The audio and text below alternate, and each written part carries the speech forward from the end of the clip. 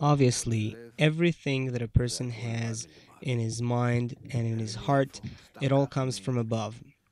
Where do you think it comes from? Just out of thin air? Let's say in the next moment, I receive a new desire or new thoughts. Where do they come from? Of course, from the Reshimot.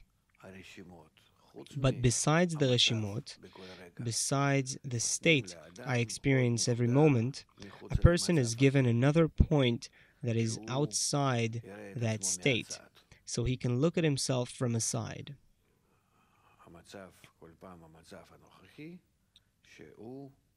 So he can criticize and inspect the present state he is in.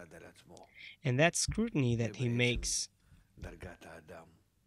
with respect to himself is actually the level of man that was not given to the inanimate, vegetative, and animate levels, or even the speaking level in its various developments, besides the spiritual development.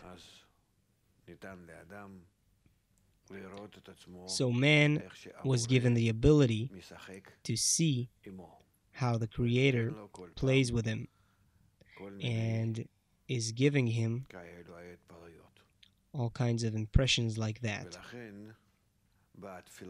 And therefore this prayer happens, that you turn above to receive the thoughts and desires that will advance us towards the goal.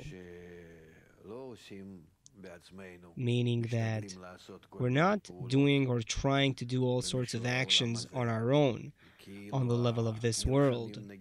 You know, it's as if we're fighting the Creator and what He gave us.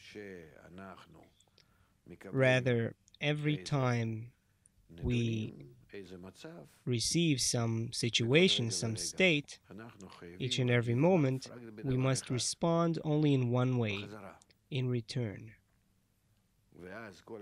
And this way, our whole life becomes a dialogue with the Creator.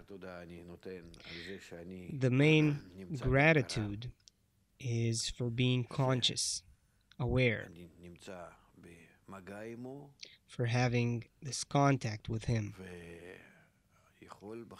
and being able to ask for advancement in return.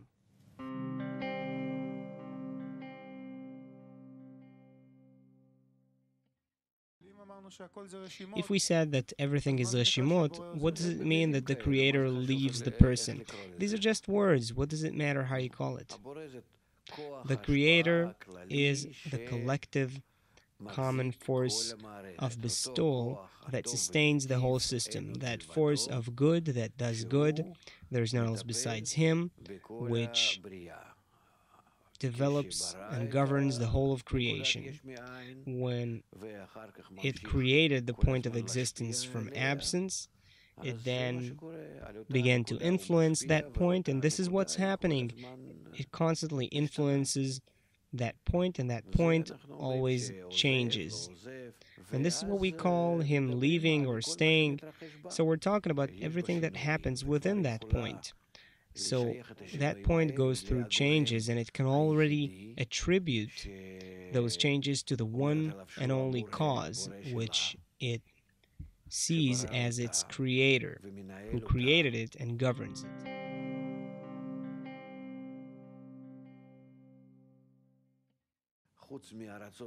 Besides the will to receive that is governed by Him in a total, absolute fashion, besides that,